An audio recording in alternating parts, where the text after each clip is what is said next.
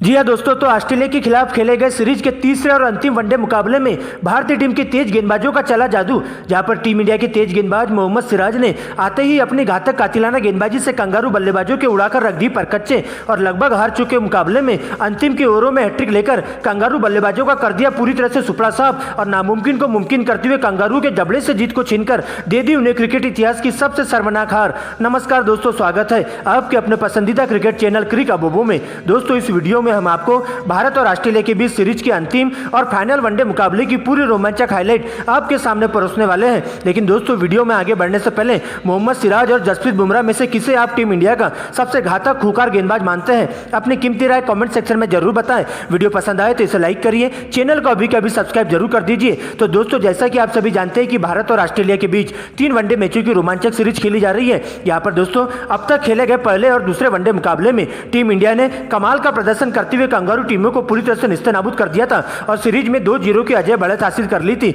लेकिन दोस्तों, इसी बीच सीरीज का तीसरा अंतिम वनडे मुकाबला राजकोट में खेला जाता है, जहां पर दोस्तों टीम इंडिया की कमान सलामी विकेटकीपर बल्लेबाज केएल राहुल के कंधों पर सौंपी गई थी। तो ये दोस्तों कंगारू टीम के लिए स्टीव स्मिथ कप्तानी करते हुए देखे गए थे। दोस्तों, इसके बाद दोपहर 1 बजे मुकाबले में टॉस किया जाता है, सिक्का उछाला जाता है और सीधा टीम इंडिया के कप्तान केएल राहुल के पक्ष में जाकर सिक्का गिरता है, जहां राहुल टॉस जीतकर पहले बल्लेबाजी करने का फैसला करते हैं। तो ये दोस्तों ऑस्ट्रेलिया की टीम को गेंदबाजी करने का न्योता दिया जाता है। दोस्तों, इसके बाद टीम इंडिया की पारी की शुरुआत करने के लिए टीम इंडिया के 2 विस्फोटक ओपनर बल्लेबाज शुभमन गिल और ईशान किशन मैदान पर आते हैं, जिनके कंधों पर टीम इंडिया को ठोस शुरुआत देने की जिम्मेदारी होती है। तो ये दोस्तों ऑस्ट्रेलिया के लिए पहले ओवर की गेंदबाजी करने तेज गेंदबाज पैट कमिंस आते हैं। यहाँ पर दोस्तों आते ही पहले ओवर की दूसरी गेंद पर रिवर्स स्वीप खेलने के चक्कर में शुभमन गिल गलती कर बैठते हैं और गेंद जाकर सीधा उनके पैड से जाकर लगती है। यहाँ पर दोस्तों एलबीडब्ल्यू की जोरदार अपील देखने को मिलती है और अंपायर के द्वारा इसे आउट करार भी दे दिया जाता है। लेकिन दोस्तों बाद में शुभमन गिल के द्वारा डीआरएस लेने पर क्लियर हो जाता है कि गेंद लेग स्टंप को मिस कर रही थी। ऐसे में दोस्तों अंपायर को अपने डिसीजन को वापस लेना होता है,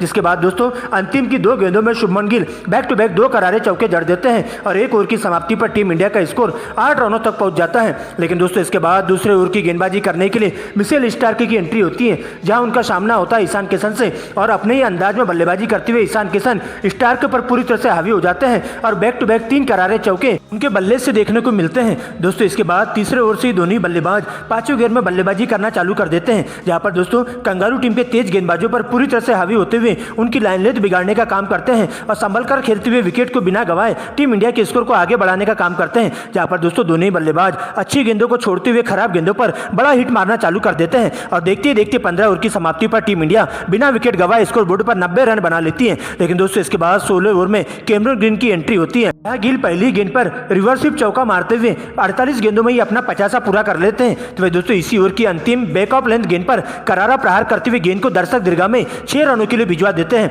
दोस्तों इसके बाद 17 ओवर की गेंदबाजी करने के लिए मार्क स्टोनिस की एंट्री होती है और आते ही टीम इंडिया पर पूरी तरह से काल बनकर टूट पड़ते हैं। यहाँ पर दोस्तों 100 रनों के स्कोर पर टीम इंडिया को पहला बड़ा झटका शुभमन गिल के रूप में लगता है, जहाँ पर तेज गति से आई हुई इंस्विंग गेंद शुभमन गिल को 52 रनों के स्कोर पर क्लीन बोल्ड कर देती है और इस प्रकार से टीम इंडिया का पहला बड़ा विकेट गिरता है। लेकिन दोस्तों दूसरे छोर से ईशान किशन अभी भी अंगद की तरह डटे हुए रहते हैं और अगली ओवर में 2 करारे चौके जड़कर ईशान किशन अपना अर्धशतक पूरा करते हैं और उनका साथ देने के लिए नए बल्लेबाज के रूप में कप्तान केएल राहुल की एंट्री होती है। यहाँ पर दोस्तों दोनों ही बल्लेबाज अच्छे खासे तालमेल के साथ कंगारू गेंदबाजों का मुकाबला करते हैं। 19वें ओवर में केएल राहुल हद ही पार कर देते हैं, जहाँ पर दोस्तों पहले ही बैकवर्ड पॉइंट की दिशा में करारा चौका उनके बल्ले से देखने को मिलता है। तो वही दोस्तों बैक ऑफ लेंथ पर एक करारा गगनचुंबी छक्का 94 मीटर का स्टेडियम के बाहर पहुंचा देते हैं। लेकिन दोस्तों 20वें ओवर में सबसे पहले ईशान किशन कवर ड्राइव लगाते हुए अपना 50 पूरा करते हैं। दोस्तों इसके बाद तो ईशान किशन का बल्ला जम के गरजता है और कंगारू टीम के गेंदबाजों पर पूरी तरह से हावी हो जाता है। तो वही दोस्तों केएल राहुल भी अपने अंदाज में बल्लेबाजी करते हुए टीम को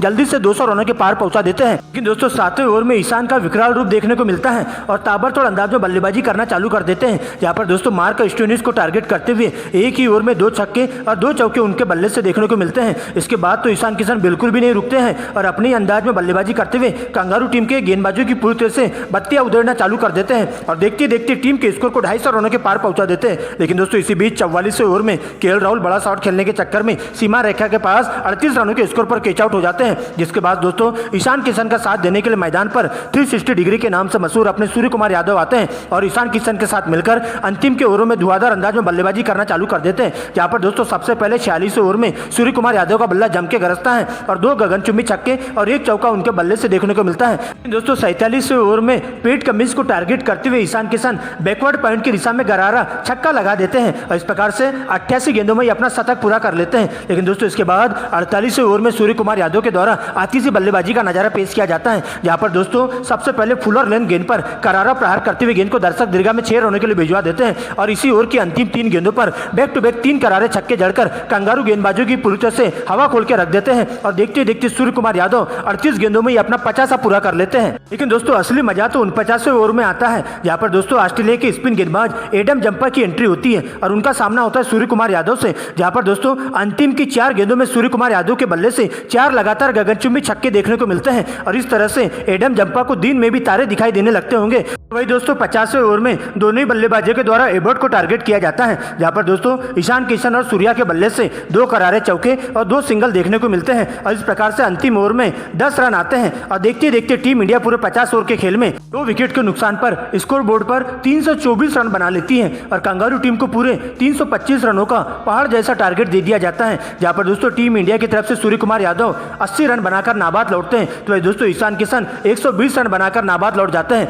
दोस्तों इसके बाद कंगारू टीम की पारी का आगाज करने के लिए टीम की तरफ से 2 विस्फोटक ओपनर बल्लेबाज मिचेल मार्श और डेविड वार्नर रनों की बारिश करने के इरादे से क्रीज पर मौजूद हो जाते हैं। तो दोस्तों टीम इंडिया के लिए पहले ओवर की गेंदबाजी करने तेज गेंदबाज जसप्रीत बुमराह आते हैं, जहां पर दोस्तों ओवर की अंतिम बैकऑफ लेंथ गेंद पर मिचेल मार्श के द्वारा करारा प्रहार करते हुए 101 मीटर का गगनचुंबी छक्का जड़ दिया जाता है। लेकिन दोस्तों इसके बाद दूसरे ओवर में मियां भाई तेज गेंदबाज मोहम्मद सिराज की एंट्री होती है, यहाँ पर दोस्तों आते ही एक सटीक लाइन लेंथ के तहत गेंदबाजी का नजारा पेश किया जाता है और घातक गेंदबाजी करते हुए डेविड वार्नर को बिल्कुल भी हाथ खोलने का मौका नहीं देते हैं और इस प्रकार से अपने इस ओवर में एक सिंगल की मदद से मात्र 1 रन देते हैं। लेकिन दोस्तों इसके बाद तीसरे ओवर में एक बार फिर से जसप्रीत बुमराह की एंट्री होती है, जहां पर दोस्तों आते ही कंगारू टीम पर पूरी तरह से काल बनकर टूट पड़ते हैं और डेविड वार्नर के रूप में ऑस्ट्रेलिया की टीम को 18 रनों के स्कोर पर पहला बड़ा झटका लग जाता है। इसके बाद आगे का मोर्चा संभालने के लिए विस्फोटक बल्लेबाज कैमरन ग्रीन की एंट्री होती है और मिचेल मार्श के साथ मिलकर टीम इंडिया के तेज गेंदबाजों के साथ साथ स्पिन गेंदबाजों पर पूरी तरह से हावी हो जाते हैं। यहाँ पर दोस्तों 6वें ओवर में सर जडेजा को टारगेट करते हुए मिचेल मार्श के द्वारा 2 छक्के और 2 चौके लगा दिए जाते हैं और देखते ही देखते मिचेल मार्श मात्र 38 गेंदों में ही अपना 50 पूरा कर लेते हैं। दोस्तों इसके बाद तो दोनों ही बल्लेबाजों के द्वारा आतिशी बल्लेबाजी की जाती है, जहां पर अच्छी गेंदों को छोड़ते हुए खराब गेंदों पर बड़ा शॉट मारना चालू कर देते हैं और इस प्रकार से कंगारू टीम 15 ओवर की समाप्ति पर 1 विकेट के नुकसान पर स्कोर बोर्ड पर 110 रन बना लेती है। यहां से ऑस्ट्रेलिया टीम के दोनों ही विस्फोटक बल्लेबाज अपनी अंदाज में बल्लेबाजी करते हुए टीम इंडिया के तेज गेंदबाजों पर पूरी तरह से हावी हो जाते हैं और उन्हें विकेट के लिए तरसा देते हैं और देखते ही देखते चौके छक्कों की झाड़ी के साथ उनकी लाइन लेंथ खराब कर देते हैं। लेकिन दोस्तों 22वें ओवर की गेंदबाजी करने के लिए मोहम्मद सिराज की एंट्री होती है और इस साझेदारी को तोड़ने का काम करते हैं, जहां पर दोस्तों अच्छी लय में दिखाई दे रहे मिचेल मार्श को इनस्विंग गेंद पटककर सीधा क्लीन बोल्ड कर देते हैं और मिचेल मार्श की 70 रनों की धुआंधार पारी का अंत हो जाता है। दोस्तों इसके बाद नए बल्लेबाज के रूप में स्टीव स्मिथ की एंट्री होती है, लेकिन दोस्तों इसी ओवर की अंतिम गेंद पर बिना खाता खोले ही रनआउट का शिकार हो जाते हैं और मोहम्मद सिराज एक ही ओवर में 2 विकेट लेकर कंगारू टीम पर पूरी तरह से धावा बोल देते हैं। इसके बाद लबुशेन की एंट्री होती है, कैमरन ग्रीन के साथ मिलकर ऑस्ट्रेलिया की पारी को संभाल कर रखते हैं। लेकिन दोस्तों 35वें ओवर में कैमरन ग्रीन धुआंधार अंदाज में बल्लेबाजी करते हुए 2 छक्के और 2 चौकों की मदद से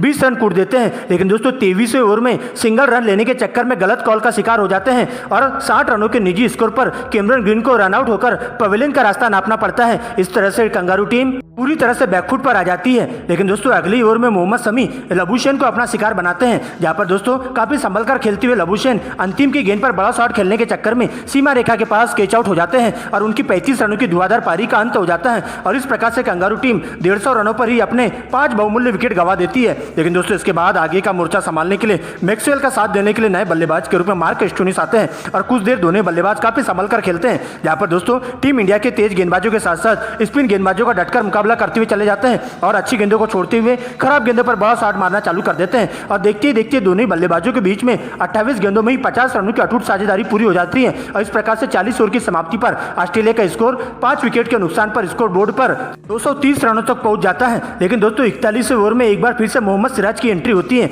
और सबसे पहले मार्क स्टोनिस को 38 रनों के निजी स्कोर पर कॉटन बोल्ड कर देते हैं, जिसके बाद दोस्तों सलामी विकेट कीपर बल्लेबाज एलेक्स कैरी की एंट्री होती है और देखकर दोनों बल्लेबाज मैक्सवेल के साथ मिलकर धुआंधार अंदाज में बल्लेबाजी करना चालू कर देते हैं, जहां पर दोस्तों सबसे पहले जसप्रीत बुमराह के एक ही ओवर में एलेक्स कैरी के द्वारा 2 छक्के और 2 चौकों की मदद से 20 रन कूट दिए जाते हैं। तो दोस्तों 45वें ओवर में मैक्सवेल का तूफान देखने को मिलता है, जहां पर सिराज के ओवर में धुआंधार अंदाज में बल्लेबाजी करते हुए 4 गगनचुंबी छक्के उनके बल्ले से देखने को मिलते हैं और इस प्रकार से देखते देखते दोनों बल्लेबाज मिलकर 45 ओवर की समाप्ति पर ऑस्ट्रेलिया के स्कोर को 280 रनों तक तक पहुंचा देते हैं। लेकिन दोस्तों इसके बाद मोहम्मद सिराज के द्वारा 46वें ओवर में सबसे पहले मैक्सवेल को अपना शिकार बनाया जाता है और उन्हें एलबीडब्ल्यू आउट कर देते हैं। दोस्तों इसके बाद तो कंगारू टीम का कोई भी बल्लेबाज टीम इंडिया के तेज गेंदबाजों के सामने पूरी तरह से डटकर मुकाबला नहीं कर पाता है और एक के बाद एक सरेंडर करते हुए घुटने टेकते हुए दिखाई देते हैं। जहां पर दोस्तों मोहम्मद सिराज के द्वारा 48वें ओवर में घातक गेंदबाजी की जाती है और एक बार फिर से 2 विकेट चटकाकर ऑस्ट्रेलिया की टीम को जीत के काफी दूर फेंक देते हैं। लेकिन दोस्तों 50वें ओवर में ऑस्ट्रेलिया की टीम को अब इस मुकाबले में जीत हासिल करने के लिए